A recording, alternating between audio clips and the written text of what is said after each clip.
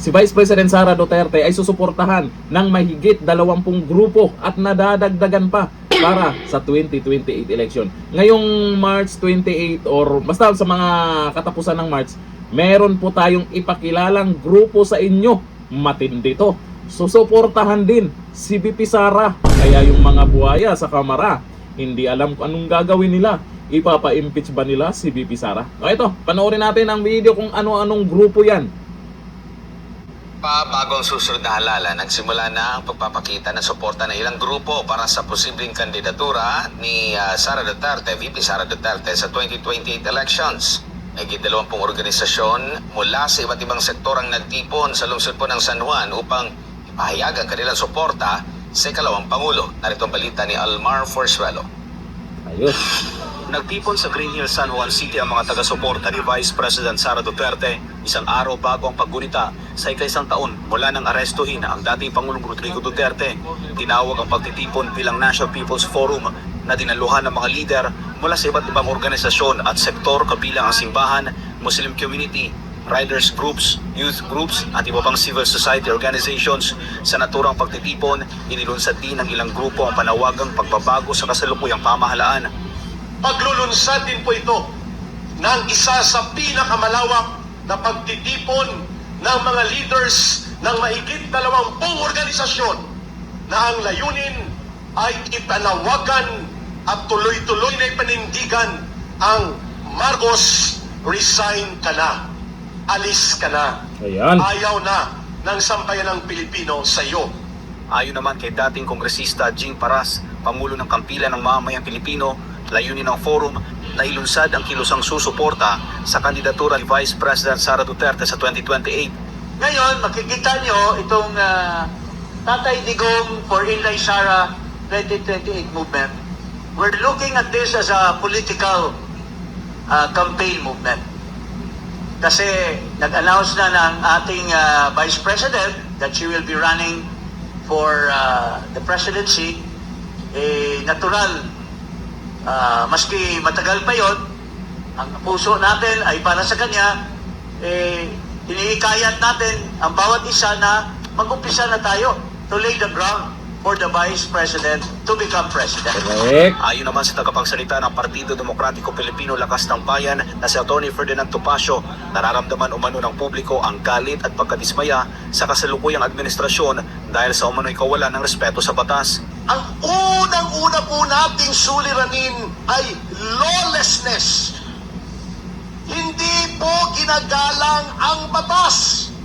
Bakit ko nasabi yan? Unang-una, yang doktrinang Bendalo ay parang na-institutionalize na. Tingnan nyo na lamang ang nangyayari. Yung kay Tatay Digong, kita nyo naman, yun ang pangunahing ehemplo ng Bendalo. Kinundi na rin ng ilang lider ng organisasyon ang umano'y lumalalang korupsyon sa bansa. Nandito kami sumuporta sa launching ng Tatay Digong for Inday Sara Movement 2028. Kasi nga nakikita natin grabe ng korupsyon sa ating bansa. So kami para masigurado ang panalo ni Inday Sara, lalaban kami hanggang 2028, no? Para mapalitan yung pamahalaan natin. Yung bangag na administrasyon na walang silbi, kundi pangurakot lang ng ating pera ng kaban ng gobyerno. May ilan din nagsabing dapat umanong imbestigahan ang mga ulat ng katiwalian na lumulutang sa pamahalaan.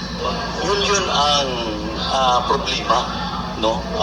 Marami nang naglatangan, may mga ex-marines na mga sundalo na nagbulgar sa mali-malitang pera doon sa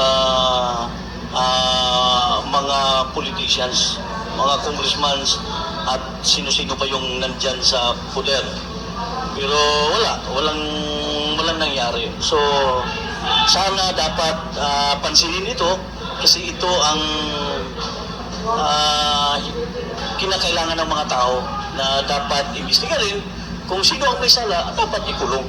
Sinabi rin ng ilang lider na ang kanilang advokasya ay suportahan ang mga polisiya at pamumunong kanilang nakikita sa dating administrasyon. Regarding with our advocacy principle on this connection, Ang amin lang pinaglaban dito is itong grabing issue na ngayon dito sa ating Pilipinas, ating mahal. Itong korupsyon, mga issues regarding especially in particular itong mga ongoing increases of the current prices of our basic commodities. Grabe na, sobra na.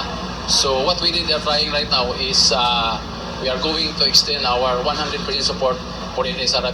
Ayon naman sa ilang religious leaders, naniniwala silang may pagpapatuloy ang mga programang sinimulan ng dating administrasyon kung mananalo si Duterte sa susunod na halalan.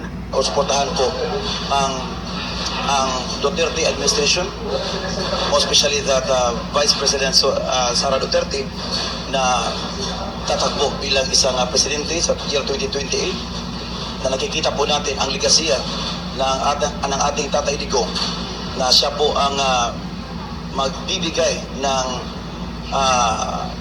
kabaguhan sa ating bansa at naranasan na po natin yon. So kaya po ang masasabi ko lang, well, still there's time. We need to work for our country, our beloved country, to support this movement. Samantala, sinabi ng isang organizer na patuloy nilang palalakasin ang kanilang mga grupo sa iba't ibang rehiyon bilang paghahanda sa 2028 elections.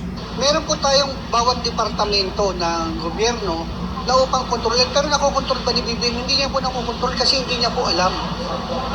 Kaya po ang kampiyan ng mamamayang Pilipino, tayo po, ipinaparating po natin na dapat po tayo magsama-sama dahil meron pa po tayong panahon at araw na darating po ito dahil kami po ay patuloy na nanalangin sa Panginoong Diyos na ibibigay niya po ang karapat-dapat sa bansang Pilipinas.